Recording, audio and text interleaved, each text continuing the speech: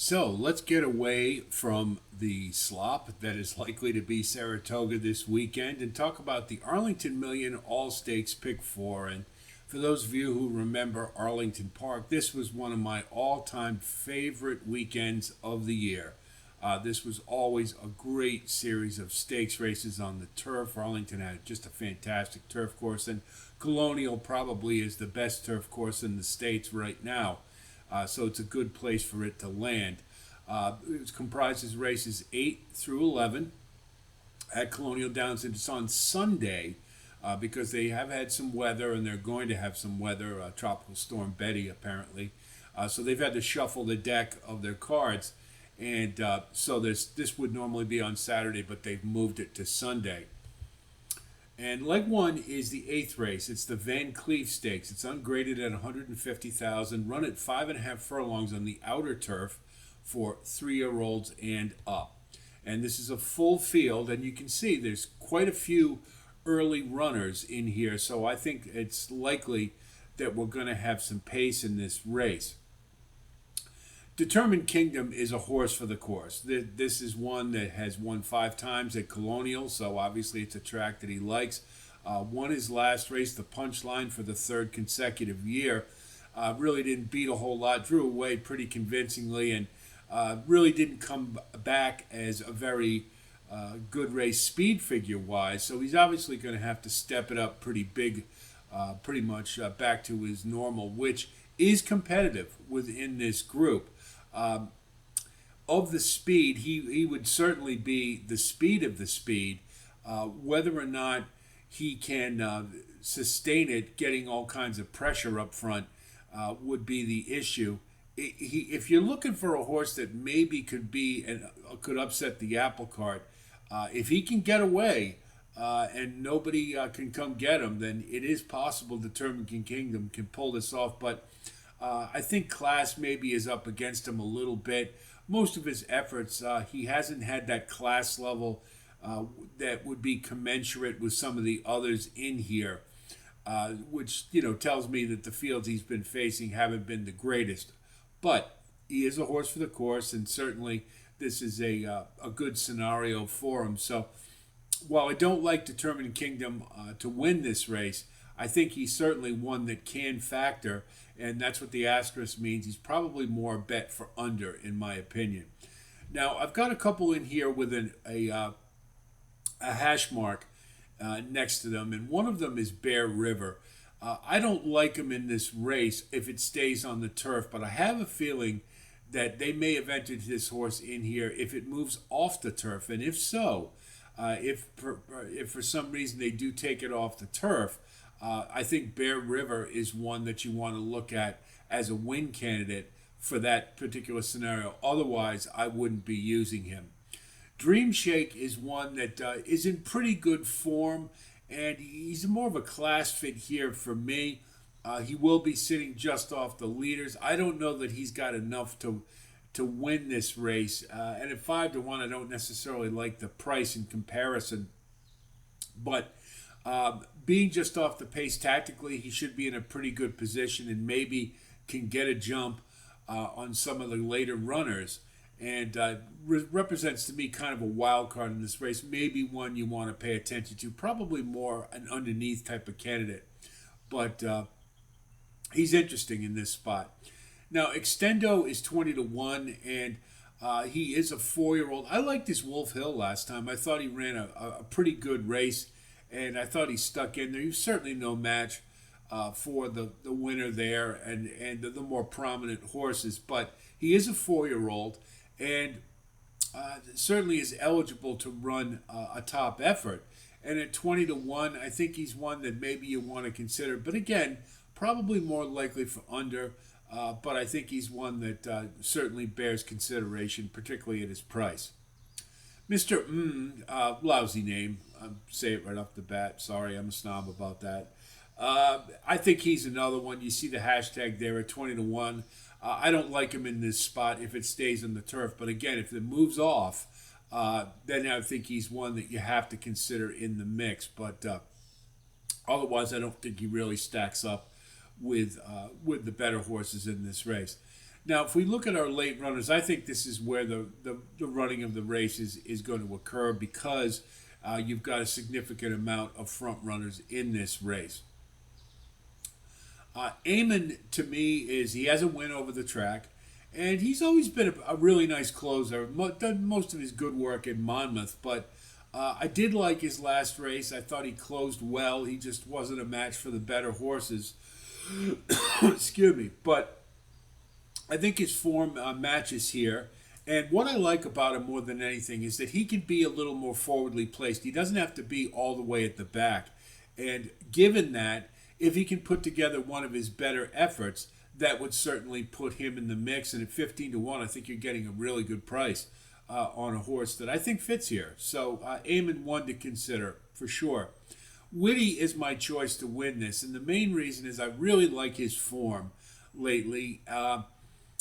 He had to close 7 wide in his last race against what are some pretty good horses. Groom's All Business amongst them, who I really like in the Troy Stakes.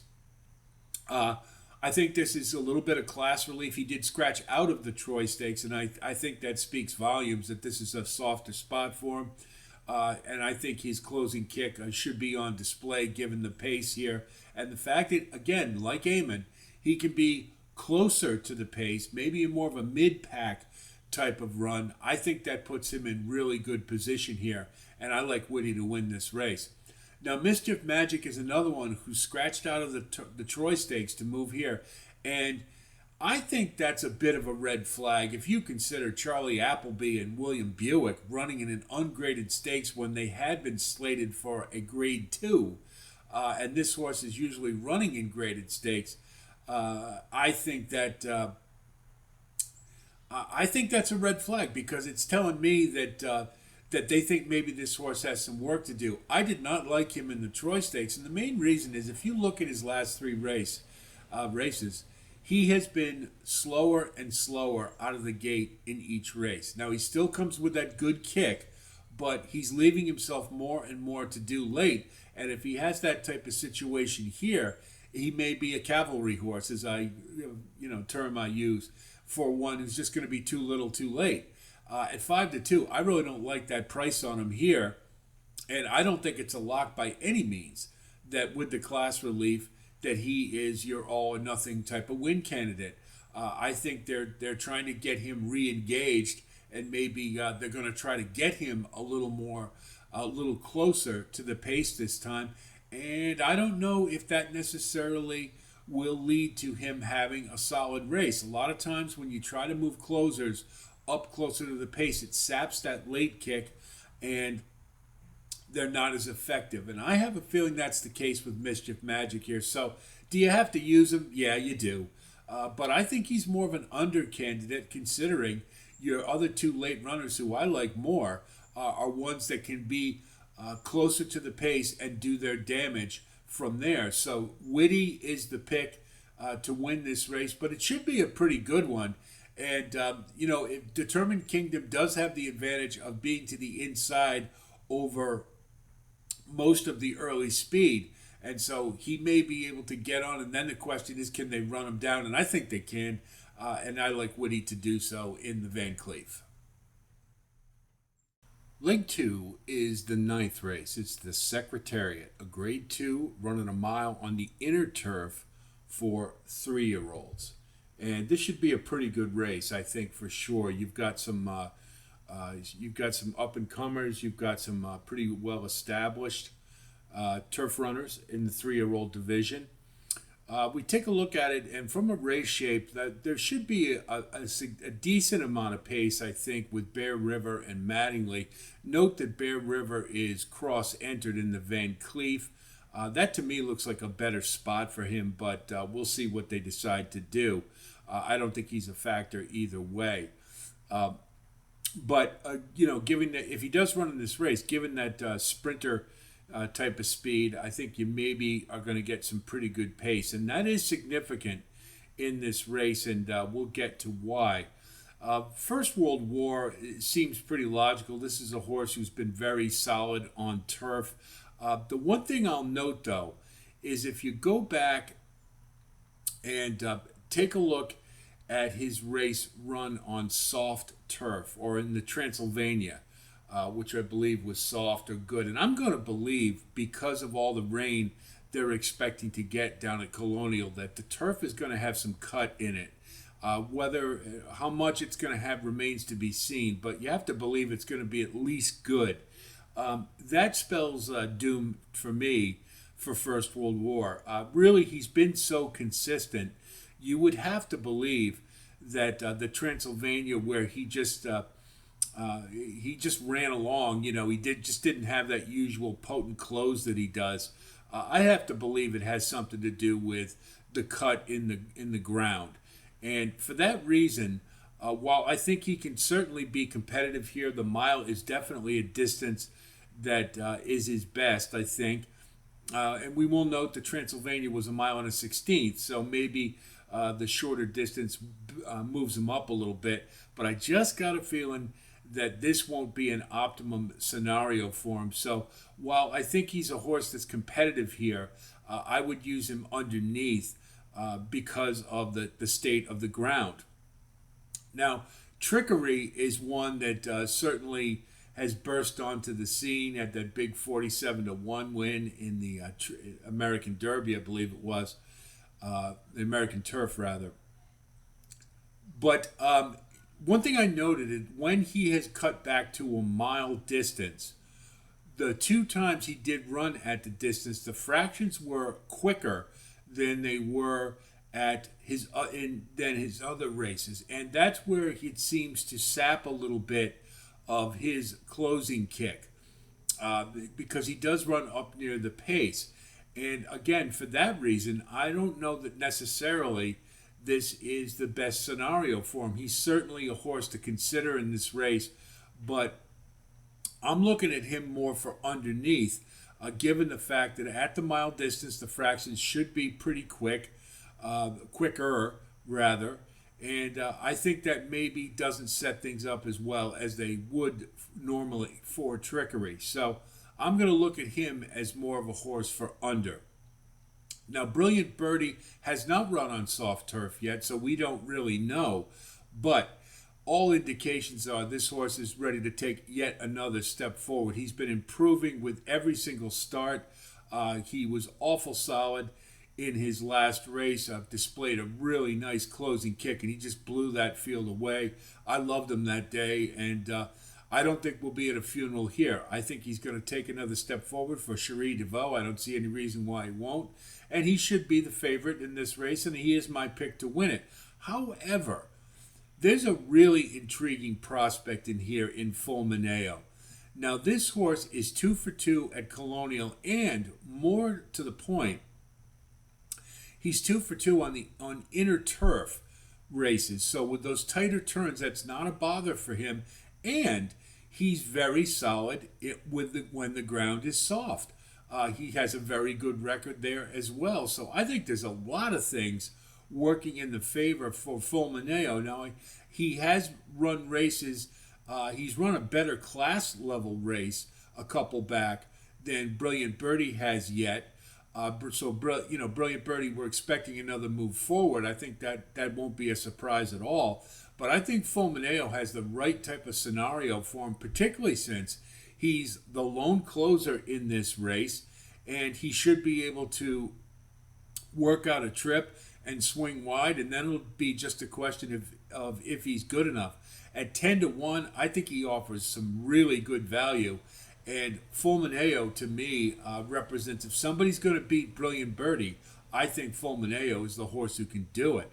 So to me, it's those two in this race, and obviously from an odds standpoint, I'll be rooting for Fulmineo, but I think Brilliant Birdie has a lot of things his way here, and with another move forward, he should take down the Secretariat. Leg 3 is the 10th race. It's the Beverly D, a grade 2, running a mile and 3/16 on the outer turf for 3-year-olds and up, fillies and mares.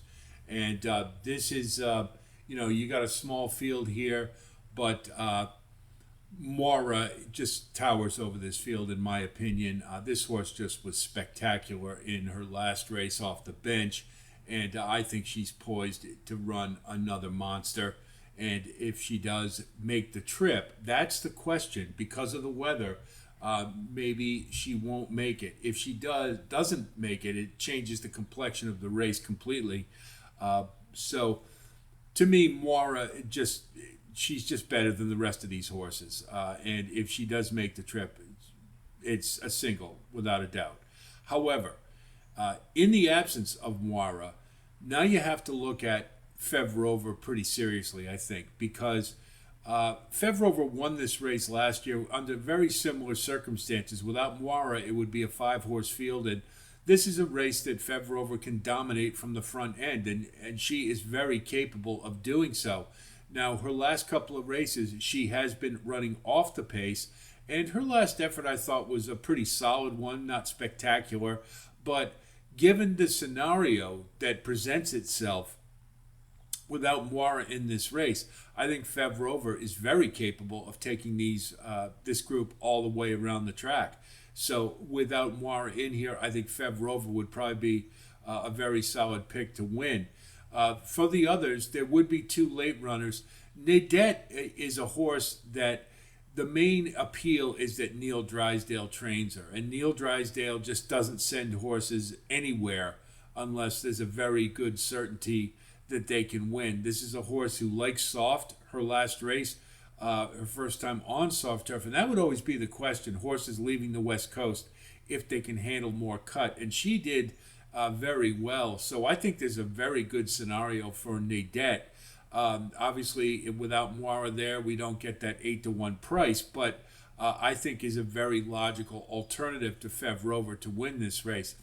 Nisi Marie, really the issue with me more than anything is if Moira's in the race, it really isn't very favorable for Nisi Marie. But without Moira there, she certainly stacks up amongst these. Couple back ran a really solid race. And I think she would be certainly a candidate without Moira, again, to factor in this race. And you could, I just don't like her as much as I do Nadette of the late runners. Really, that's the issue more than anything else. But is certainly one to consider in this scenario. So we have 2 ways to approach it, with and without Moira. With Moira, it's a single. With her, without, I like Nadette and Fev Rover to take down the Beverly D. The final leg of the Arlington Million Pick 4 is the 11th race, and of course, it's the Arlington Million. It's running 1.25 miles on the outer turf for 3-year-olds and up. And I'll tell you, this is a little depressing for me. I remember the Arlington Million when we would have a 10 or 12 horse field of chock full of shippers from International and Good American Horse. It used to be a really great race. 6 horses. This is still a pretty competitive field for sure. Looking at this field, I think Nation's Pride, while not being the greatest of fans of Nation's Pride, one of the things I think he does, I think he's proven at the distance, and moreover, he's proven at running on off tracks or turf that has some give in it. And again, I hate to keep stressing that, but I really think that's going to be important for this sequence. And so I kind of think he's got everything going his own way. Integration certainly is a horse that showed some promise, but has he lived up to it? I'm not so sure. He's getting Kendrick Carmouche back in the irons with him, who he did very well with. And Kendrick's having a very good meet at Colonial. He's 2 for 2. And Shug's having a good meet as well. I just wonder if he can come up with the top end to take this one down. Now, I don't know how much pace he's really going to have to run to. Might be a decent. I don't know it's going to be great. I expect Talk of the Nation to be on the lead, but I don't see him taking this group wire to wire. So, I mean, coming from mid-pack, coming from behind, I guess he'd really, in effect, be a closer in this race. He always seems to be a little short in the stretch, but I think he's a good horse. I think he's in decent form, and if he can somehow find the will to win, he has a chance here. Ancient Rome is one that his last race at a mile I thought was pretty good abroad in the summer mile at Ascot. But I wonder about the distance a little bit with him. I think he'll get it. I mean, I don't think he'd be here unless they were confident he could get a mile and a quarter. It's just there's not a whole lot to go on with him. I think Nation's Pride, it's more bankable that he will get the distance and be effective at it, let's say. So I'm picking Nation's Pride, and excuse me, this race is, I mean, it's one of those I really would like to single Nation's Pride. I've just never been that completely sold on him as far as I think he's kind of on Charlie Appleby's JV. He's a good horse, and in this field, I think he's certainly the best of the group. But it just looks kind of, to me, like a field like something, it just has that look like nobody's form is really sparkling. So that's why I think we need to spread a little bit. Integration, if he comes alive, I mean, could pull the upset. I don't like him at 5-2, but what are you going to do? And Ancient Rome, certainly, I don't think Charlie Hills would be here unless he thought he had a pretty good shot. So we'll spread with those three, but it's not a really inspiring race to me. But we do have to, we want to win the sequence. So let's take those three. And the fact that we're singling in the Beverly D with Mara, hopefully she's going to stay. That will make, we can afford to spread. So we're going to go 3 in the first leg, 5, 7, 8. Then we'll go 1, 5 in race 9, the Secretariat. In the Beverly D, we're going to single Mara, and I've posted 2 tickets here, as you can see, one with Mara running in the race and one without. If not, we'll go with the 2 and the 4. And then the Arlington Million, we'll spread with 1, 2, and 4. So that's an $18 ticket on a $1 base with Mara. Without her, it's a $36 ticket on a $1 base. And really, in the first couple legs is hopefully where we're going to get the value to bring this one home. And certainly, I wouldn't talk you out of leveraging, making a little sterner ticket to max out the ROI. But it looks like a pretty straightforward sequence, and hopefully we can take it down. Hope our analysis helps you with your own wagering strategy. I wish you the best of luck as always, and let's keep thoughts and prayers that the weather isn't too severe for the folks down in Virginia, and that we get a nice day of racing. And it's always nice to have a full weekend, good Saturday, good Sunday. I know they're moving the 4-Star Dave from Saratoga to Sunday, and they're canceling Friday's card. So moving a couple of those races over should make for a really nice weekend of racing, weather permitting. Let's just hope for that. So keep on the lookout for more content from us, and I'll wish you well. In the meantime, talk to you soon.